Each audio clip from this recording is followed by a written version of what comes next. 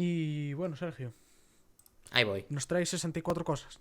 Sí, 64 Marios. Porque hoy vengo a hablar de Super Mario 64. Oh my god. Que bueno, pues eso, sí, no es broma, no era mentira, no me estoy inventando nada.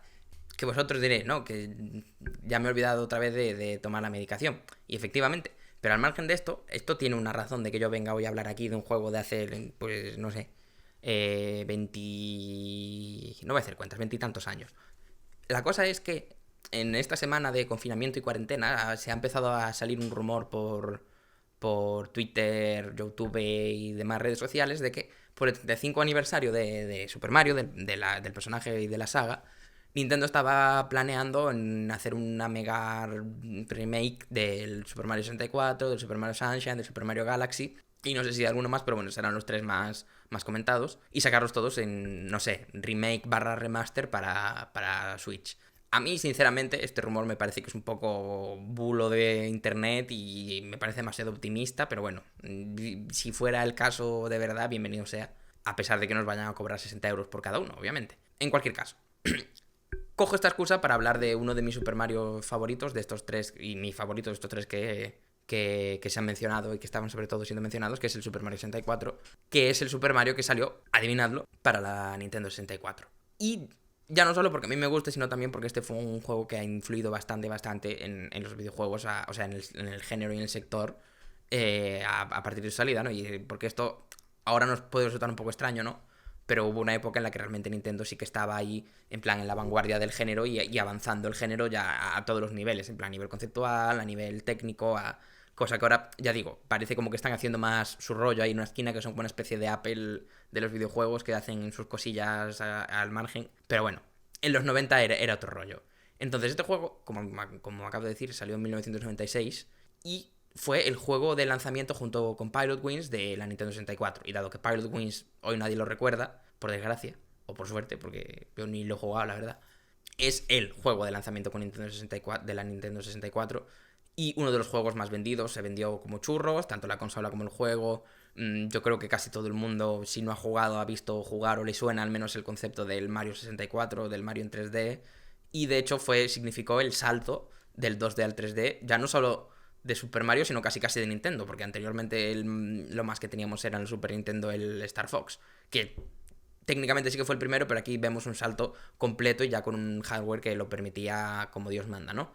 Entonces, dado que esto fue un título de lanzamiento, ¿no? Y tuvieron que los desarrolladores hilar muy fino, ya no solo en términos del quality control, ¿no? Porque sobre todo Nintendo, cuando presenta un producto en plan que es Super Mario, que es una de sus IPs más grandes, una de sus marcas más grandes, Super Mario, con su nueva consola y lo hace de título de lanzamiento, pues obviamente aquí van a querer sacar un producto que esté súper bien pulido y súper bien acabado. Pero también uno de los temas a tener en cuenta es que al ser un título de lanzamiento y ser desarrollado por una consola nueva que además daba un salto generacional muy grande con respecto a las anteriores, este desarrollo estaba también muy ligado al de la consola y por lo tanto los desarrolladores tuvieron que ser muy conservadores a la hora de qué incluían o qué podían incluir en el juego porque no tenían claro 100% qué potencia final iba a tener la consola. Y de hecho se dice que realmente fueron conservadores y que hicieron ciertos sacrificios gráficos y de potencia y demás en ciertos momentos que a lo mejor podrían no haber hecho porque al final la consola fue más potente de lo que ellos pensaban. Esto también me parece un poco más, en plan, cuento de internet, porque si vas a ciertas zonas del juego, sí que sigue habiendo bueno, tampoco es que haya dropeos de frames ahí muy grandes, pero sí que vemos ciertas optimizaciones que fueron necesarias para esas zonas, pero en general vemos que el desarrollo del juego fue un poco del lado de la consola y que esto influyó un poco en que no se pudiera, en que a lo mejor se podría haber optimizado más si hubiera salido más al fin de ciclo, ¿no? Pero importaba bastante presentar esta consola que era tan nueva y que ya un juego que mostrara todo lo que podía hacer. Entonces, lo del paso al 3D hoy en día a lo mejor no nos parece algo muy relevante o muy tal, pero es que en su momento fue algo que se cargó franquicia. Bueno, no se las cargó de todo, pero desde luego las tocó bastante. Y, por ejemplo, Sonic y Sega es aquí donde empezaron su vórtice hacia casi la extinción. Y de hecho ahora el hecho de que Sonic sea casi una putita de Mario y esté con él en plan en muchos juegos y demás, cosa que en su momento sería impensable que Sega hiciera un juego para una consola de Nintendo, incluso que Sonic estuviera en un juego con Super Mario, vamos, hubiera sido impensable. Y fue algo que, dado que a partir de este salto Sonic se fue un poco a pique toda la franquicia de videojuegos, y al menos de videojuegos a partir de este punto, ¿no? Los clásicos siguen siendo jugados y demás, pero fueron los nuevos donde no pudo seguir, y los de Super Mario sí. Entonces, este punto tan clave para la franquicia y para Nintendo en general, empezó todo ya antes de que se desarrollara la 64 con lo que se llamó el Super Mario FX, que aquí esto es todo un lío muy grande, yo tampoco soy aquí un experto justo de este tema, pero la cosa es que hay gente que considera Super Mario FX como una especie de juego cancelado para la Super Nintendo que usaba el chip FX, que usaba Star Fox para hacer gráficos en 3D, ¿no? Pero hay mucha gente que dice que desmiente esto y que dice que realmente nunca hubo un juego cancelado, sino que era como se conocía a este internamente, el codename de este chip era Super Mario FX. Entonces, al margen de esto, sí que está confirmado que durante la época de... O sea, primero, que el desarrollo de Star Fox y lo que hizo Star Fox fue una de las cosas que inspiró a Miyamoto a la hora de desarrollar un Super Mario en 3D.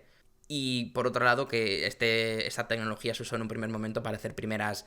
Ni siquiera prototipos, demos técnicas, pruebas de concepto y fases de experimentación en el desarrollo con Super Mario, antes de que se decidiera ya que esto iban a esperar a sacarlo en la Nintendo 64, porque eran conscientes de que la tecnología en la Super Nintendo estaba muy verde para hacer un juego con todas las de la ley con Super Mario, y me parece que hacen bien en esperar, y esto es algo que yo creo que Nintendo a veces hace muy bien, lo de saber cuándo no sacar un juego que no está listo, ¿no? Y no sacar una idea simplemente por poder sacarla y poder vender ahora y esperar a venderla en el momento en el que el producto esté bien acabado. Y de hecho está muy bien acabado, no solo a nivel técnico, sino también a nivel conceptual. Esto que no se confunda con concepto con historia, ¿no? Porque la historia, como el Super Mario, es bastante escueta, si se puede llamar historia. Pero, y tanto es así que está bien desarrollado, ¿no? Que a pesar de que es el primer Super Mario que se sacó en 3D y para esta consola, sigue considerándose de los mejores juegos de la consola, de los mejores juegos de la Nintendo 64, y ya digo, eso que fue del primer juego que salió. Normalmente son los juegos de final de generación los que exprimen a tope la consola, tanto a nivel técnico como incluso a nivel, en plan, de calidad del juego, en plan conceptual, narrativo, etcétera, etcétera. Y también lo podemos ver en que Nintendo no necesitó sacar un Super Mario 64 2. Hubo planes, y aquí sí que se ve que hubo proyectos y que se llegó a desarrollar, a empezar a desarrollar, va, pero al final decidieron no sacar más Super Marios para la Nintendo 64. Y de hecho el siguiente Super Mario que saldría sería el Super Mario Sunshine de GameCube. Y esto también nos indica que por lo menos para esta franquicia ya consideraban que estaba, digamos, el proyecto, o sea, que ya era todo lo que... Bueno, a lo mejor no todo lo que podía ser, pero que ya habían puesto la carne en el asador y que no hacía falta una segura vuelta. Y eso, la esencia no cambia mucho a priori, a pesar de que se diga como una gran revolución o que estoy diciendo aquí que hubiera un gran cambio, realmente la esencia sigue siendo la de los Super Mario. Nos presentan, de hecho el juego cuando empiezas estás a las afueras del castillo de la princesa Peach y en principio estamos invitados a comer un pastel, pero cuando llegamos descubrimos que Bowser la ha secuestrado y que por lo tanto... Sí, de Cake Was a Lie, even then. Y que y una vez entramos, damos cuenta que nos podemos entrar a los cuadros, nos lo dice Toad, que podemos entrar a los cuadros que nos transportan saltando a ellos a un mundo en el que si hacemos ciertas tareas, pues por cada tarea que hagamos nos dan una estrella. Aunque esto tampoco te lo dicen tan claro, como tienes que ir ahí y hacer esto, ¿no? Te dan una ligera pista en el nombre del nivel, pero nada más. Y eso nos da una estrella, y hay varias estrellas por nivel, y cuando tienes cierta cantidad de estrellas, pues puedes abrir otras puertas. Las puertas tienen un número en la puerta, que es el número de estrellas que necesitas para entrar. Eso, que como ya he dicho, concepto no es historia, ¿no? Y que vemos que tenemos aquí una historia que no es casi inexistente, ¿no? En plan, es la premisa mínima, pero también que hace que no se ponga en... O sea, es lo mínimo para motivarnos a seguir sin interponerse en lo importante, que es que la jugabilidad, el juego. Este es casi lo que se podría llamar un juego juguete, en el sentido de que no es importante la narración, sino lo que importante es el juego y la jugabilidad pura, ¿no? Ya digo, esto en principio era muy común ahora más común en los videojuegos, ¿no? Y que fuera casi por limitaciones técnicas y porque, no sé, por las limitaciones que había en Super Nintendo, ya no tanto, y aquí que hablo, o sea, no estoy generalizando y diciendo que todo siempre fuera así, estoy consciente de que incluso mucho antes de los 90 había juegos que tenían mucha historia y que eran muy narrativos y que eran basados en la narración, ¿no? Habría tanto RPGs como aventuras de texto ya mucho antes, Pero sí que es cierto que muchas veces en la jugabilidad, digamos, basada en el movimiento y en demás, estos juegos realmente eran unos juegos muy limitados y que casi hoy en día se podrían considerar minijuegos, ¿no? Y que las limitaciones técnicas evitaban que se pudiera desarrollar más allá o que dentro de esta jugabilidad hubiera una narrativa ulterior, ¿no? Muchas veces. Muchas veces teníamos una premisa muy básica para simplemente hacer un juego que fuera entretenido de jugar. Super Mario 64 yo creo que aquí da un paso bastante importante en hacer que esto no se quede simplemente en juegos con una jugabilidad muy superficial y realmente dar una profundidad a este tipo de juegos sin necesidad de aportar una narrativa superior o sin basarse en una historia, ¿no? Y simplemente que a partir de la propia, de cómo te mueves, cómo juegas y que ese ya sea lo interesante y lo que te aporte y lo que te permite interaccionar con el juego. Y esto, en principio, aquí sí que seguimos teniendo un concepto muy de juego, ¿no? Porque Nintendo siempre tiene este enfoque, pero poco a poco y sobre todo hoy en día con los indies vemos como hay muchos proyectos muy interesantes en los cuales sin darle, o sea, aquí, o sea, sí que puede haber una narrativa, ¿no? Pero que sea a través de la jugabilidad, no sé, ahora estoy pensando por ejemplo en Sayonara Wild Hearts, donde la experiencia te aporta y no solo te aporta el entretenimiento, sino te aporta un plus más, ya sea, llámalo una experiencia, muchos de estos son en plan más rollo artístico, más rollo conceptual, ¿no? Pero que este yo creo que fue un juego que permitió dar los pasos necesarios para seguir desarrollando la vía no narrativa en los videojuegos, que es algo muy importante, y que se pudiera ver un juego que fuera con gran contenido y con cierta complejidad, profundidad, tanto técnica como conceptual, pero que siguiera basado y que el core siguiera siendo la jugabilidad, ¿no? Pero aún así, esto un poco, no digo esto y ya incluso podemos ver esto ya empezar en los Marios en 2D, ¿no? Y el Super Mario World de Super Nintendo ya expandió bastante si lo comparamos con el primer Super Mario Bros. de la NES normal. Pero aquí sí que vemos que hay un gran cambio de filosofía, ¿no? En cuanto a cómo se hace un juego de Super Mario. Y vemos, y aquí es donde, por ejemplo, siempre se hace el análisis del mundo 1.1 del primer Super Mario Bros., ¿no? En el cual cómo está todo diseñado para que des el primer salto, o sea, que solo aprendas que solo puedes ir en una dirección ya nada más empezar porque no tienes otra opción, que justo saltes para intentar esquivar el primer Goomba y des en el bloque para que descubras que a esos bloques le puedes dar y que te dan cosas, y para que entonces pruebes con el siguiente bloque que te sale en el camino, entonces te dé una seta y ahí aprendas que los bloques te pueden dar, en plan, aparte de monedas, también las setas, y que la seta rebote y venga hacia ti y que casi seguro tengas que chocar con ella para que veas que es bueno, y de como en general, sobre todo el primer mundo, pero esto es casi aplicable a todo el juego y en general los juegos de Super Mario en 2D, están muy guionizados. Esto normalmente se usa como algo malo, ¿no? O como que hoy en día le damos mucho más peso a la libertad y a la expresión, pero realmente estos son juegos en los que era más importante ejecutar correctamente lo que tenías que hacer, o sea, que tienes que hacer una cosa y la tienes que hacer, más que tengas 100 posibilidades para hacer esa cosa, ¿no? Y esto ahora aquí lo estoy exagerando un poco, realmente en el Super Mario Bros., incluso en el primero, puedes pasártelo de varias maneras, tienes varias maneras de hacer las cosas, etcétera, etcétera. Y quiero decir, lo puedes hacer desde el modo speedrun a darte más vueltas, usar wraps, hay zonas de atajos y demás. Pero aún así, en estos juegos tenemos un objetivo súper claro, una dirección súper clara, o sea, tenemos que ir literalmente de izquierda a derecha y dirigirnos hacia el Bowser.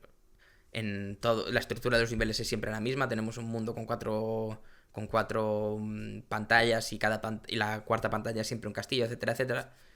Y sin embargo, esta mentalidad se rompe completamente con el 3D, ¿no? O sea, esta unidireccionalidad y esta guionización es imposible en un juego en 3D, porque a la que tienes 3 dimensiones, parece una tontería, pero a la que tienes 3 dimensiones es mucho más difícil acotar lo que puede hacer un jugador sin acotar también el espacio físico. Pero en el momento en el que acotas el espacio físico para eso, al final lo que estás haciendo es cargarte esa dimensión que te aporta esta tecnología. Por lo tanto, vieron que no tenía mucho sentido y pensaron que en vez de intentar forzar la nueva tecnología y las nuevas posibilidades a la filosofía que tenían, que era mejor cambiar la filosofía y pasar de una estrategia de guionización y de ejecución a algo que estuviera muy, muy basado en la en la exploración y la expresión del jugador, ¿no? Entonces, al principio, o sea, si vemos entrevistas de cuando estaban haciendo el juego y demás, vemos como Miyamoto hablaba de que ya cuando estaba haciendo Star Fox le encantó todo esto. Claro, porque en aquel momento el tema del 3D era algo nuevo, que ahora también lo tenemos súper,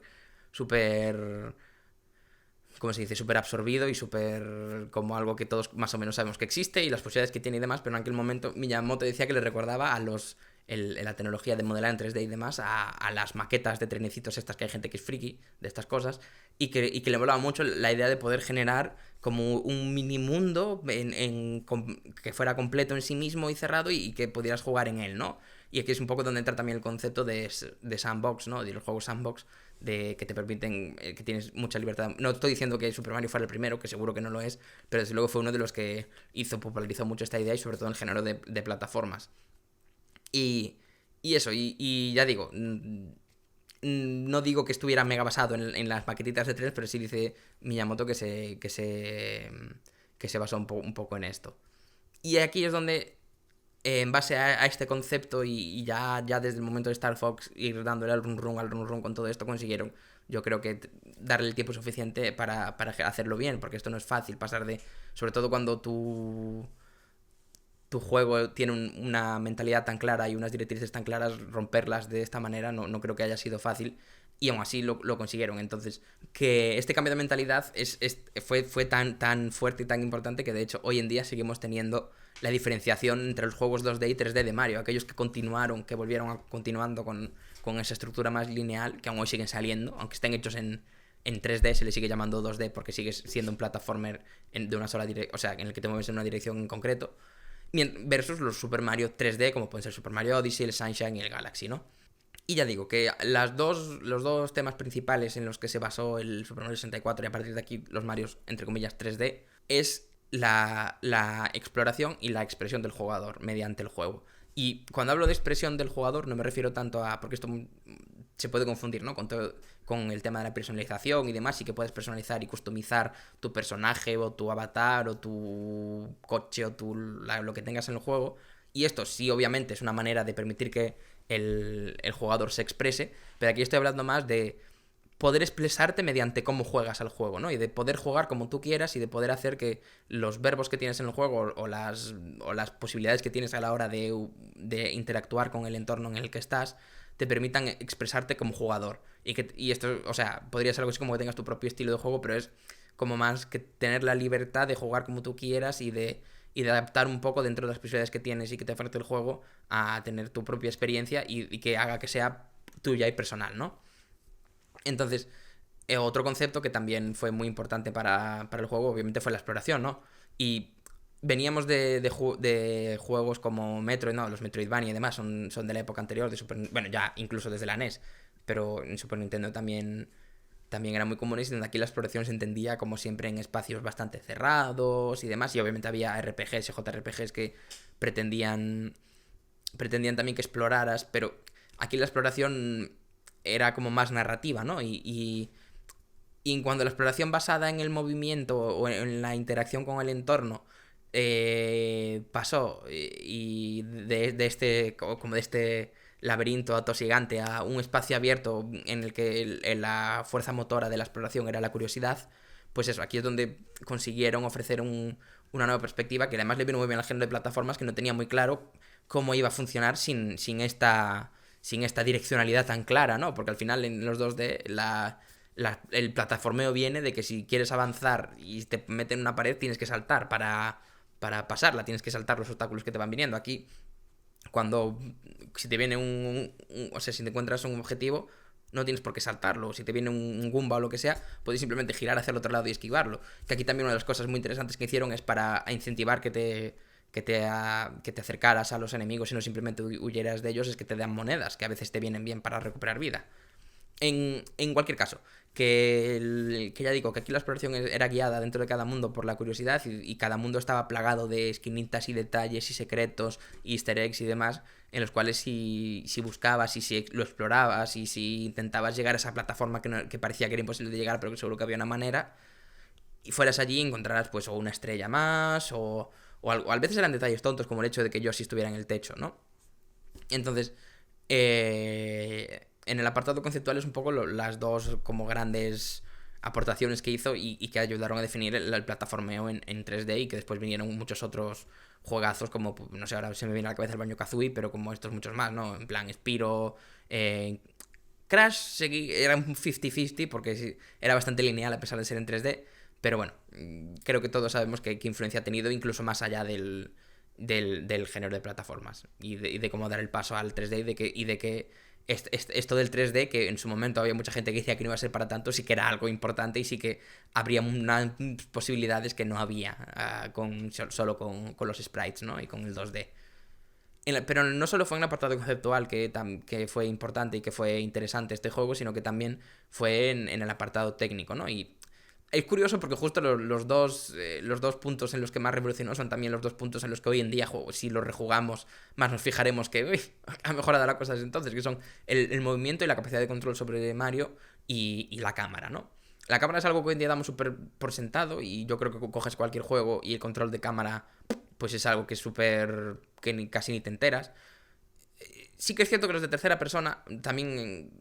Te hablo desde una perspectiva de alguien que ha jugado videojuegos desde pequeño, pero alguien que no ha jugado tanto, sí que es cierto que a veces hay gente que le cuesta manejar la cámara con los joysticks y demás, pero en cualquier caso es algo que damos bastante por sentado en el cómo funciona y hay como casi un estándar de cómo está y no hay ningún problema con eso. Sin embargo, veníamos de una época en la que los juegos que eran en 3D antes del Super Mario, ¿no? Pienso por ejemplo en el Doom o cosas así, eran o en una primera persona bastante forzada o en una tercera persona donde la cámara estaba o estática, o sea, estaba puesta, digamos, en un punto del mapa y tú lo veías desde una perspectiva, digamos, semiaérea, o clavados detrás en la espalda del personaje, lo cual te limitaba un poco el rango de visión, ¿no? Y aquí se trabajó bastante y durante mucha parte del juego la cámara funciona sorprendentemente bien para un juego tan viejo. Y desde luego fue algo que a partir de aquí se entendió de, vale, así es como tiene que funcionar la cámara. Obviamente hay ciertos momentos en los que esto no acaba de funcionar y donde le notas las limitaciones que tiene y que no tienes el control, que hoy también estamos acostumbrados a, en cualquier caso, poder moverla tú con el joystick a donde quieres, y en este no era tan así. Pero bueno, que desde luego esto, o sea, pavimentó el suelo para que después otros muchos juegos, ya no solo de la 64 como el Zelda y demás, sino de...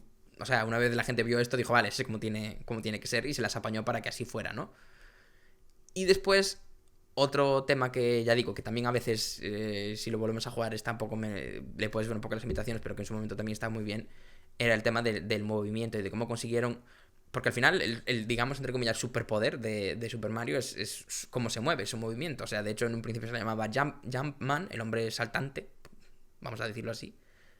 Porque realmente lo que tiene es ese poder de saltar, que tampoco... O sea, es un poder que todos tenemos, pero él lo hace más guay. Y la clave en este tipo de juegos, y ahora, por ejemplo, estoy pensando en Celeste, que es otro juego más actual, que también es de plataformas, que también es de 2D, y que también está muy, muy bien trabajado el cómo controlas al personaje principal.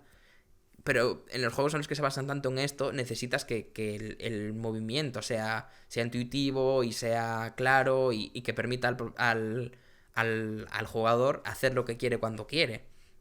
Y esto de nuevo es algo que no siempre estaba, sobre todo cuando en el 2D ya estaba un poco controlado, pero en el 3D no era tanto. Y aquí sí que es cierto que tiene sus ciertas limitaciones, sobre todo cuando estamos a velocidades cortas y en salto cuando requerimos un plataformeo más de precisión, lo cual parece un poco, dado que es un juego de plataformas, parece que debería ser al contrario, pero ahora ya veremos por qué no es así. Pero sí que es verdad que para poder aprovechar esta tridimensionalidad y esta exploración pasamos de que Super Mario pueda correr y saltar y hacer uno o dos saltos en los juegos anteriores a que tenga una gama y una plétora de tipos de saltos, de giros, de puñetazos y demás que antes no tenía. Y de hecho, una de las razones por las que probablemente se le diera la oportunidad de poder dar puñetazos y patadas a los enemigos es precisamente porque sabían que en corto y en poca distancia la precisión de los saltos y el movimiento no era la mejor. Y esto yo creo que sí que tiene, a pesar de que hoy en día le vemos sobre todo, y además justo en los niveles finales, que es donde más te da por culo esto, dices, esto no, se ve que no está bien hecho, pero yo creo que es no tanto porque el movimiento de Mario esté mal, sino porque deberían haberse replanteado el diseño de nivel de esas zonas, porque está pensado para lo que está pensado este juego, que no es tanto el plataformeo, sino es la exploración y la expresión. Y cuando estás en áreas abiertas donde puedes moverte en plan a gran velocidad y saltar e intentar llegar a sitios, ahí el movimiento funciona genial y aún hoy en día se siente bien. Y yo creo que es ahí donde fue la decisión de poner me imagino que para darle más dificultad, poner estas en las cuales Mario no funciona tan bien, pero además sumado a que además, sobre todo la penúltimo nivel, que es el del reloj de Cuco, bueno, no es de Cuco, es un reloj simplemente, que estás como dentro de un reloj y que es como paredes cerradas, se junta con que la cámara ahí es donde peor funcionaba y hacen que sea bastante coñazo pasarse esos niveles porque cuestan, porque no está en Super Mario, digamos, en este juego no está diseñado para este tipo de niveles y además al ser los últimos pues ya quieres acabar y es como Pero bueno, en cualquier caso ya vemos, no sé, yo creo que es un juego que ha influido bastante y que resulta entretenido incluso hoy. Yo es un juego al que, vale, de la última vez que he jugado realmente en plan entero y bien, creo que fue hace unos años, no sé, hace 3, 4 años o 5, pero es un juego al cual vuelvo de cuando en vez y hoy en día con los emuladores, a pesar de que emular en 64 tiene el coñazo de que conseguir un mando que tenga tantos botones y en una disposición similar es complicado, pero bueno, que se puede hacer. Y emulando en la 64 yo creo que es un juego que si no habéis probado nunca lo podéis probar y que aún hoy en día es un juego interesante. Y tanto es así que, o sea, ya me tiene sentido y está hecho de una manera tan acertada que yo creo que incluso con las limitaciones técnicas ya se podría jugar hoy. No es uno de estos, y sí que obviamente el apartado gráfico es mejorable, etcétera, etcétera. Pero yo creo que tiene sentido. De hecho, ya se ha hecho un remake en la 3DS, creo, no sé si fue en la DS o la 3DS, creo que fue en la 3DS, que se hizo un remake para esta consola, donde más se añadió un modo multijugador, el cual se había descartado en el juego original, pero que habían trabajado para que también pudieras ir con Luigi, pero se descartó. Entonces lo pudieron meter en la versión de 3DS. Y no sé, me parece que muchas veces nos extraña, ¿no? En plan de, ¿por qué hace un remake? Y yo sigo diciendo que deberían apostar más por hacer cosas nuevas. Pero al mismo tiempo es un juego que también mola que den la posibilidad de que lo juegues de que lo sigas pudiendo jugar de forma fácil y entre comillas legal en las consolas actuales. Y hasta ahora siempre lo han tenido en las consolas virtuales y demás, pero como no la consola virtual ha muerto, pues whatever. Que haga un remake al menos, ¿no? La putada es que luego te cobren tanto. Correcto. Entonces, aquí después de mi disertación de 3 horas acerca de este juego, no sé si... Cuidado. No sé si vosotros... A ver, sí que tienes razón que aún es muy rejugable. Hmm. Sobre todo, bueno, la gente lo sigue jugando mucho, ya sea Sí. por desafíos de pasarlo de X modo o los speedrunners sobre todo. Ya. Pero bueno, el speedrunning es un mundo aparte en cualquier juego. Sí. Y yo he visto varios vídeos en YouTube sobre curiosidades o truquitos de los desarrolladores con Mario 64. Que, por ejemplo, hay una parte donde hay una escalera infinita que no es una escalera infinita. Lo que hacen es cuando llegas a cierto punto teletransportan al personaje al principio otra vez. Te parece que siempre estás subiendo. O, por ejemplo, mogollón de personajes, las bombas, los Goombas, no sé si hay Goombas en Mario 64. No he jugado a Mario 64. Dios mío, ¿cómo dices esto? Los Goombas son en 3D, si es lo que vas a decir. No son sprites. Pero luego hay bastantes cosas que son sprites en 2D que van rotando según vas girando tú la cámara. O, por ejemplo, cuando hay nieve, que parece que hay nieve en todo el mapa y solo hay nieve en el cachito donde está Mario. Y cosillas así muy curiosas. Sí, no, son unos pillos. Jugarretas de desarrollador travieso. Sí. Y realmente muchas de estas cosas, ahora ya digo, las damos muy por supuestas, pero incluso conceptos como la instancia de dibujado, cosas como estas de que no se vea todo, pues tuvieron que, no las inventaron ellos obviamente, pero tuvieron que acabar de desarrollarlas para un juego como este, porque en el momento en el que tienes libertad para ir a cualquier punto del juego, ¿no? Del mapa, digamos, o de casi cualquier punto del mapa, y que la cámara también se va moviendo, muchos de los trucos que usaban hasta ahora, ¿no? Incluso de muchas veces si la cámara era fija, el fondo venía pre-renderizado y simplemente se movía el personaje por encima. Y esto, por ejemplo, incluso en el Super Mario Party, o hay juegos en los que se seguía usando en esta época y incluso hoy. Pero eso, que que al hacer este cambio, esta pretensión de que puedas ir casi a cualquier lado y de que te puedas explorar sin miedo por todo, tuvieron que buscárselas muy bien para que funcionara bien y funcionara, ya digo, el título de salida, que esto no era algo que pudiera venir ahí con bugs, porque además en aquel entonces no había parches ni nada. Madre mía, un mundo sin parches de día 1, sin se me borra la partida. Bueno, mañana lo arreglamos. Te jodes. Como... ¿Cuál era? El Digimon World, la versión española, que tenía un bug que no podías pasarte el juego. Porque había un NPC que no se salía de un camino. Ya, bueno. Uy, ¿qué ha pasado? Bueno, se me ha caído aquí una cosa, no sé muy bien cómo. Pero... El gato de Quoth. Sí, ha llegado aquí a tirarme cosas. Ojalá un gatete. Bueno, que me voy por las ramas. Sí, o también incluso, creo que fue en el Pokémon Rubí. No sé si fue en el Esmeralda o en el Rubí Zafiro. Y no me acuerdo en qué versión exactamente, en qué idioma. Pero que tenía un bug que las vallas no crecían. Pero creo que era a la que pasaba un año o algo así, a la que pasaba no sé cuánto tiempo, las vallas, o sea, todo separaba el reloj interno. O sea, no es que separara el reloj, sino que el juego hacía como que se hubiera parado, ¿sabes? Y entonces todos los eventos temporales se cancelaban. Y entonces Nintendo hizo como un montón de eventos y en tiendas y tal que tenían un juego con un cartucho que si lo enchufabas por el cable Link te lo arreglaba. Y después cuando salió el rojo fuego y el verde hoja, tenían también una opción que si lo enchufabas con un cable Link a tu partida del Rubí y Zafiro, te arreglaba el bug de las vallas. Ostras, no sabía eso. Sí, sí. Qué bueno. Claro. Qué pellines. Sí, sí. Pues nada, yo ya estoy. Ya os he dado la murga. Mira, si lo sacan, a ver si lo juego. Pues te voy a obligar, Me van a quitar mi carnet de gamer. Bueno, sería ya no lo tenías. Un motivo más para añadir a la lista de motivos para comprar la Switch. Sí. ¿Cuántos llevas? ¿15? 20. Muchos, Bueno, demasiados. Solo hay uno, Animal Crossing. Ya está. Ahora ya te esperas a la Switch Pro. Ya, también es verdad. Que ahora que van a sacar las nuevas en un año o año y medio deben sacar otra Switch ya.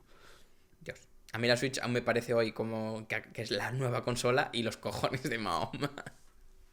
Nosotros tenemos la primera y la mía va como un tiro. Ya. ¿Cuántos años tiene ya? ¿3? ¿Puede ser? 3. Espera, no sé. Pensé que tenía más. La Nintendo Switch fue en el 2010, 3 de marzo de 2017. Va a cumplir 3 añitos en mañana.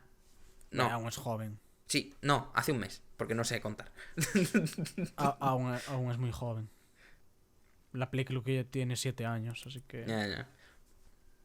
Pues nada, yo no tengo nada que decir No, sobre Mario 64. ¿Qué se puede decir después del discurso de Sergio? Aquí el único que podría aportar algo es Miyamoto. Y aún así, yo creo que lo podría corregir en Y un aún par de así, cosas. Miyamoto, quita que no tienes ni puta idea. ¿Quién eres tú? ¿De qué vas en esta vida? Puto. Tú lo jugaste, Quoth, en tu época. Joder, ni que tuviera 67 años. Hostia. Yo jugué casi de salida, vamos. ¿Ves? De hecho, me acuerdo de haberlo visto en las tiendas y tal. Y siempre me chocó lo de 64. Como en plan, joder, ya saltaron del 3 al 64. Es que de aquella época mis padres no me dejaban tener consola, entonces... Yo no tuve una Nintendo 64, pero tenía unos primos que sí, y ahí fue donde me pasé yo el Super Mario 64. Yo no tenía nada. Casi consigo que me compraran la GameCube con el Pokémon DX. Oh, Dios. O XD, no sé. Pero me dijeron, Manuel, si te quedas atontado con la tele como te compremos una consola, te mueres. Lo peor es que tenían razón. Sí, ¿y ahora qué? ¡Las tengo todas! Pues nada, ya nos olvidamos siempre de decir que nos sigan en Twitter. Seguidnos en Twitter. ¿Para qué? @podcast_v en YouTube. Si queréis ver los programas picaditos por tema. Audiovisualeros Podcast en YouTube y nos encontráis fácil. Incluso Audiovisualeros Podcast en Google. Y ahí sale todo. Spotify, iVoox, Apple Podcast, todas las aplicaciones que nos roban por tener RSS activado. Y ya está, espero que os haya... ¿Qué? No voy a decir que, pero lo tenemos por vosotros. Por vosotros. For you, my friends. Y nada, hasta aquí por esta semana. Nos escuchamos la semana que viene. Espero que sigáis con nosotros, con Audiovisualeros, vuestro podcast probablemente favorito. Adiós.